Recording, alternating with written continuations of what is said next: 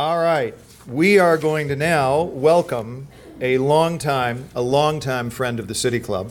I think we went back into the archives. We tried to find out how many times, Dan, you had either attended or spoken. We stopped counting at about 15, 20, from the Senate career, the service, the distinguished service down in Springfield, to the decision to run countywide, and your landmark conversation a year ago, which really set forth the many issues that you were confronting out there and set a tone for your leadership. We're now well into your first term, and that's why it's a special privilege, I think, for everybody here, the downtown people, the Wheaton people, and even we let in the Naperville people. You said, if we're going to bring the Wheaton, we got to have the Naperville. So all the Naperville people are here too. And ladies and gentlemen, all of us, a big metropolitan Chicago welcome for DuPage County Chairman of the Board of Commissioners, our friend Dan Cronin.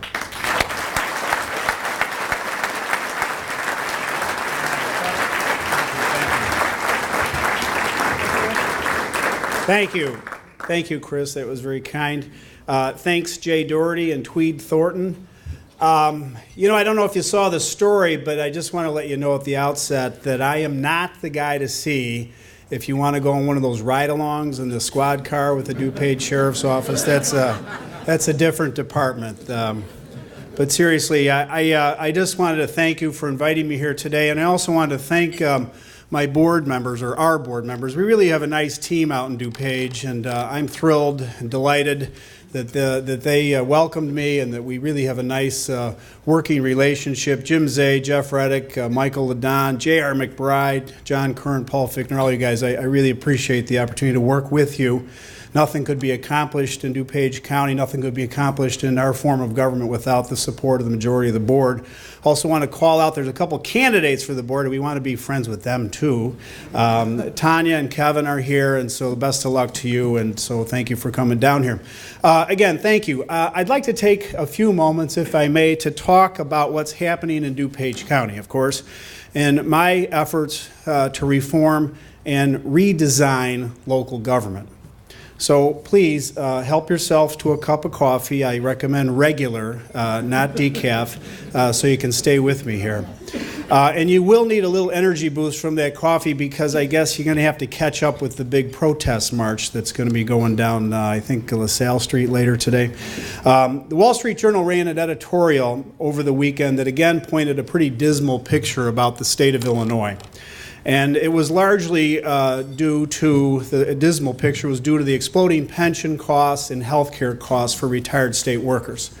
The editorial said that, quote, Illinois is a lesson in why companies are starting to pay more attention to the long-term fiscal prospects of communities, unquote.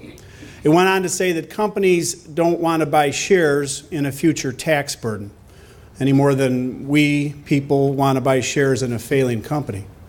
And although county government accounts for a very small portion of the property tax bill in DuPage, I need to contain future costs so we remain competitive in an otherwise hostile tax and debt environment. So one of the first things I wanted to do when I became chairman was to get a very clear idea of where our benefit costs were headed. And as we suspected, our overhead costs were going to exceed revenues by more than 130% in 5 years. Something clearly needed to be done. So we modified some of our policies to not only make them more economical, but to reflect the policies offered in the private sector. We reduced a 15-tiered system for vacation time down to just 4. We cut the maximum number of vacation days by 5 days. And we reduced the number of carryover days. Sick days. Sick days is a big issue. You may have read about it at the Chicago Public Schools recently, costing hundreds of millions of dollars. The practice of banking sick days to get a cash payout at the end of the year or when you retire was halted in DuPage County. Some employees were saving up to 250 sick days and getting a nice big check on their way out the door. This bonus would also boost their final salary figure and enhance their future pension benefits based on that higher salary. So we ended that costly practice in DuPage last year. These changes should save us about $20 million over the next 20 years.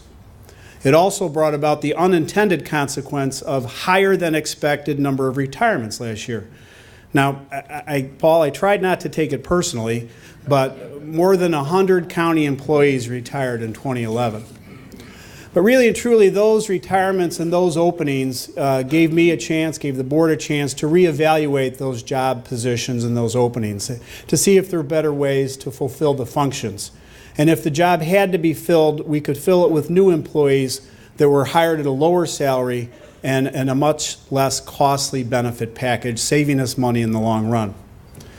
I also took a new approach for my first budget in DuPage County. And working with Paul Fichtner, it was a nice approach. It was a refreshing new way to do business.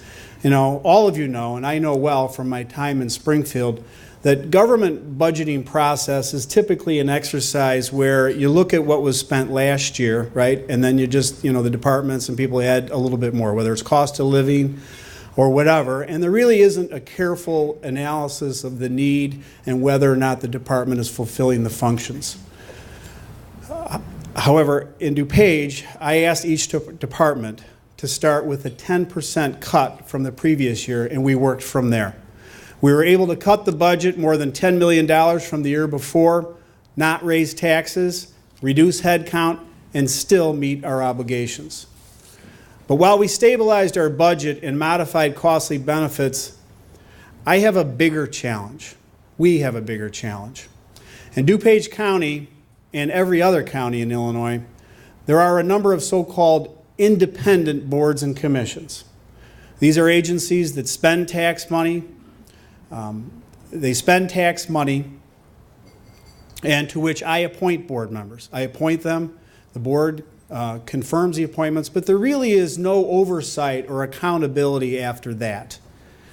These boards and commissions, independent that they are, operate under the radar. Their leadership is unelected and therefore unaccountable to the voters. No one is informed about hiring, procurement, or budgeting processes, and this has caused some significant problems over the last few years. One of the first letters I received was, as chairman, was from the Inspector General at the Housing and Urban Development. We heard about that. You also may have heard about the financial crisis at the Water Commission as well as the Housing Authority. Both of these agencies were found to have misspent tens of millions of dollars in public funds. Now, I'm pleased to report to you that these agencies have really turned things around under the leadership of Jim Zay at the Water Commission. But going back, that letter that I received as chairman from the Housing and Urban Development was not a fan letter. I can assure you of that. We were informed that the DHA misspent more than $10 million in housing funds. Voucher program abuses, sweetheart deals, credit cards, gifts, vacations, limo rides. We had it all, Raj. It was there. They were having a great time over there because no one was watching. So I asked the staff at the DHA to step down and replaced every member of the board of directors, just like I did at the Water Commission the year before.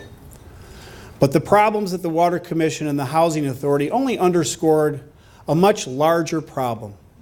Someone needed to keep tabs on these agencies. I had to have the tools necessary to make sure that public funds were spent responsibly and these agencies operated in an open, transparent manner. So I sought legislation. Legislation was signed by Governor Quinn last summer, right there in our boardroom. And it gave us some broader oversight powers. But really and truly, you have to think about it. We had to pass a law to ask for budgets and procurement policies and other practices. You know, some people said at the time when we were proposing the law in Springfield, said, hey, Cronin, do you really want to do that? Do you really want to know what's going on out there in those agencies? Because if you do, you're going to have to take ownership of it. Well, we did, and we are taking the responsibility for it now. After the law passed and we have these powers, we then hired a private accounting firm, Crow Horwath, and I think they're here today. And we invited them, we hired them to perform an evaluation of 24 independent agencies in DuPage. All total, these agencies employ nearly 900 people, and spend about $300 million each year, which is about the amount of money that the GSA spent at the junkets in Las Vegas, would you say, maybe, somewhere? But all kidding aside, $300 million is not an insignificant amount of money, and 900 employees is substantial. My thought with this exercise was that we could break off this piece of local government, these 24 agencies, and use it as a laboratory to test new policies to make government work smarter and more dynamically. These reports are basically a stress test on each agency. They don't constitute an audit or a forensic analysis, but a stress test. And some of the findings have been, well, interesting to say the least. In general, we found a glaring lack of transparency. No websites, no meeting agendas, no budget information available. Many have credit cards with no policies in place for how to use them and what's a proper expenditure. Specifically, let's start with one of my favorites, the Mosquito Abatement District. You may recall that from last year, all those mosquitoes. Well, there are 45 such entities in DuPage County, from separate districts to municipalities, that provide mosquito abatement services in DuPage. What we found is that 36 of them have separate contracts with the same provider. That's right, 36 separate contracts with the same mosquito killer. The two districts that we carefully examined, with a combined budget of $750,000, and that's a lot of cans of off, Jay, also retain an attorney, and one even has a consultant for some reason or other. We also looked at 4 sanitary districts. And despite the fact that all four are operating at a deficit, one of them is pretty flush with its compensation. Nothing personal, but the executive director at one of these sanitary districts is going to earn a salary of $146,000 this year, plus a $12,000 bonus, plus a monthly car allowance of $500. Now, keep in mind that this is the head of a very, very small agency, yet his total compensation package for 2012 will exceed the annual salary for the Illinois State Treasurer, the Illinois Comptroller, the Illinois Secretary of State, and the Illinois Attorney General. Pretty good gig. Some of you might have read this week about our findings at the DuPage Election Commission. Now, this agency should, really and truly more than any other, conduct itself in an open, transparent way with the utmost integrity, right? Well, unfortunately, that's not really the case. Out of 13 contracts we looked at, 12 of them lacked the proper documentation. There's simply no evidence that they had been competitively bid. Furthermore, if you wanted to comment, say you come out to the Election Commission and you want to offer a comment about the conduct of elections, you have to fill out a form ahead of time, wait in the outer lobby. You have to be personally escorted through the offices into the boardroom. That's the way they conduct business. Now, you might expect that at the Kremlin, but not at the DuPage Election Commission. Not while I'm there.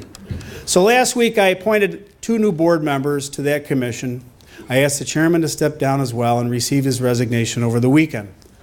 So for the 3rd time in as many years, we're replacing an entire board of directors and cleaning up a mess or reforming some bad practice at an essential public agency. We have more work ahead. Over the next few months, once all the reports are finished, I will present an action plan to remedy the problems that have been identified. Now keep in mind, this is not a problem unique to DuPage. Far from it. This is a significant problem in every county and frankly at every level of government. Despite the well-intentioned goal, or I think it was well-intentioned goal of independence, these agencies have instead engendered a climate of carelessness and cronyism. Fortunately, just the mere fact we're looking into these entities for the very first time has already brought about some reforms. A few agencies are quickly adopting new ethics rules, procurement standards, changing their personnel policies, and we welcome that. Once we have straightened things out, I want to take a look at which agencies are still needed and which ones have outlived their usefulness. Consolidation and even elimination of outdated public bodies is my larger goal. But I'll tell you, it isn't easy. We've already had some experience in consolidating services with local government, and I can attest that even the most rational, common sense initiatives are met with heavy, heavy resistance from the opposition. And here's a quick example. One of our biggest success stories, right, Paul, from last year was our plan to close the juvenile detention center and transfer the juveniles to a regional facility in neighboring Kane County, just down the road. And Kane County's got a first-rate facility with excellent programs. Our calculation was that in DuPage, rather than spend more than $400 per day per youth, we could move those kids to Kane County for 1/4 of the cost. We were spending more per day on juvenile offenders than the daily tuition cost at the U of I, just to give you some perspective. Overall, we would save DuPage taxpayers upwards of $1 million per year. A no-brainer, Rodney, right? I mean, a no-brainer. Well, not quite. The employee unions and others who oppose any government reform came out in full force against the proposal. At one point, a DuPage County judge, the head of the juvenile division, actually threatened in a public meeting to send any overflow violent juvenile criminals to my home. I mean, really. Clearly, this wasn't about protecting children, since I have 4 children of my own at home. It was about protecting the status quo, right? Protecting turf. The plan was approved by only 2 votes, and now our vacant facility might be used for a very, very important purpose with the Joseph Academy for intervention and education services, which would be a big win. But I think the example of the battle illustrates the difficulties of trying to reduce the size and scope and cost of government. Ronald Reagan once said, he said, well, Nancy, there you go again. A government bureau is the nearest thing to eternal life we will ever see on this earth. Right? We remember that, and as usual, I think Ronald Reagan was spot on. So what does all this mean? Tom Kukla just looked at. What does this mean? What's your point, Cronin? Well, I think what we've found really only just scratches the surfaces of what's happening at every level of government. The tough questions simply are just not being asked. Government is just too massive and too unwieldy to get a solid grip on who's in charge and how the money is being spent. There's a sense of insularity among the political class, and we see an ever-widening gap between the people in charge and the people who foot the bill. Just to illustrate the kind of culture that exists at these independent boards, I want to share I received a letter from a guy who was a former employee at one of these sanitary districts, and he was complaining about the head of the district and some of his activities on public time. And the letter opened with his statement about how his father, his grandfather, and his great-grandfather all worked for this sanitary district and were on the board, and so he had credibility. And he went on to tell me something. But I think, I'm sure they might have been fine fellows, this 3-4 generations of DuPage residents. But these independent, unaccountable units of government breed a sense of ownership and entitlement that is probably not always in the best interest of taxpayers, right? And you can also imagine how all of this has really sort of rocked some of the old guard in DuPage, if you know what I mean, Chris. But I think there's an even greater risk by the presence of so many units of government. So many units of government. In DuPage, we have nearly 400. In the state of Illinois, it's well known that we have nearly 8,000. Some are necessary, some probably are not. We have little hope of restoring our economy if government keeps taking and wasting our money, plain and simple. There's a new book out entitled Why Nations Fail. It's an interesting exploration into why certain nations succeed economically and why others fail. And the main conclusion in the book, it pinpoints a link between prosperity and the presence of extractive economic institutions, right? These are institutions that are structured to extract resources from the many and give it to the few. Well, that's what we have here. with so many government entities taking more and more from taxpayers with so little in return. It's almost really death by 1,000 pecks, right? You just keep pecking, pecking, pecking. And with the economy that downturns, it really highlights the problem for all of us more than ever. When things are humming along and the economy is robust, you don't pay as much attention to all these levels of government picking your pocket. But now we do. Whether it's the behemoth of the federal government or down to the mosquito abatement or sanitary district, the total impact on our economy is real and it is sustained. So I'm really excited about this opportunity to be the laboratory, right? To redesign local government. Although we've had some positive results so far, I know we have a lot of work left to do.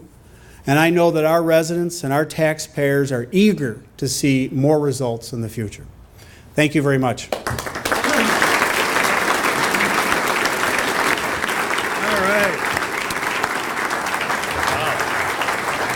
Unexpurgated. That's the real story from DuPage County. Ladies and gentlemen, 2 cards on your tables. We've got these cards that say official question form.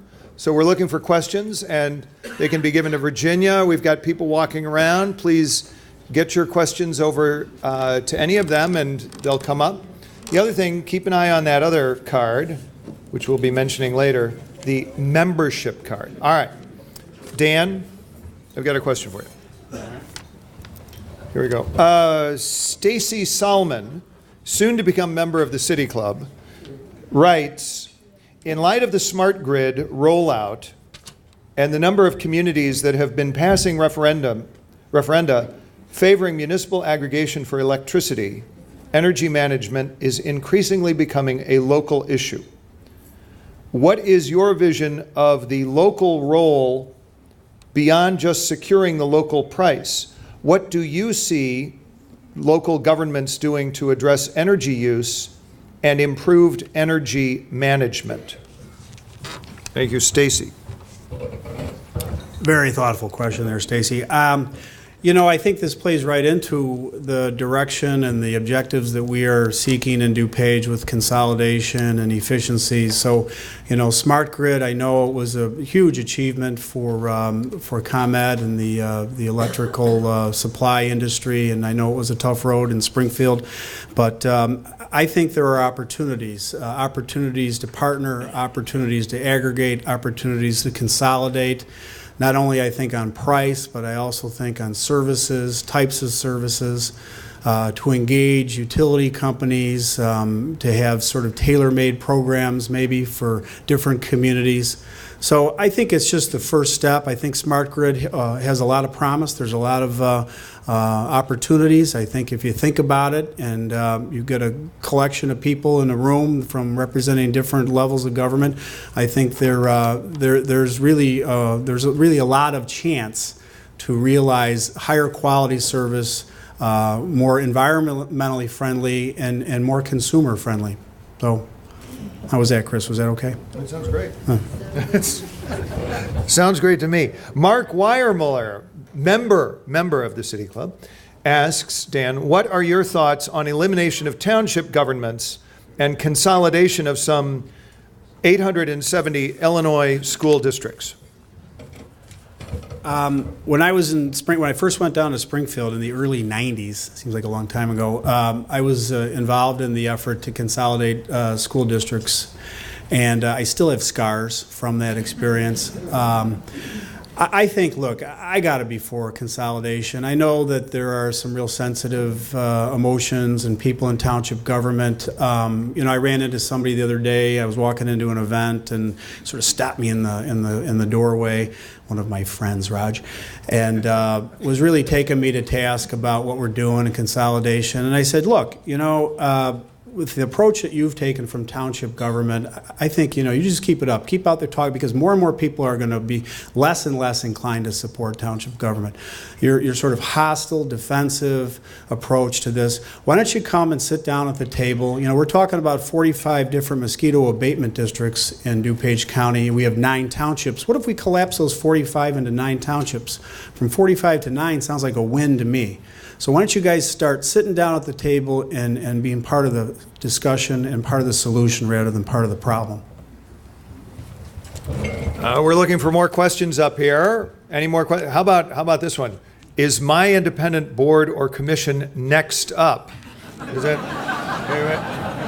What are you going to do? Yeah, I understand. Who's next? Right. Look, I like being a crusader, but I also know that, look, the Crow report, I think in fairness, and if you looked at the report, we praise certain units of local government, some boards and agencies. We are fortunate that in DuPage, our Board of Health is one of the most outstanding examples of good government, enlightened government, I think, anywhere you'll find. We have some very, very devoted people, virtuous people that are running these boards and commissions, and I'm thrilled. This isn't about a game of gotcha. This is about restoring the public's trust, faith, and confidence in some of the boards and commissions that are not meeting the standards. And frankly, after the examples that I had at the Water Commission that has turned around under Jim Zay's leadership and the Housing Authority, I couldn't get to sleep at night. I was wondering which agency would be next. And so we did an objective analysis with the help of Crow, came back with these recommendations. Some of these boards and commissions are doing a fine job, some are not. Let's hear it for Dan Cronin. Wait.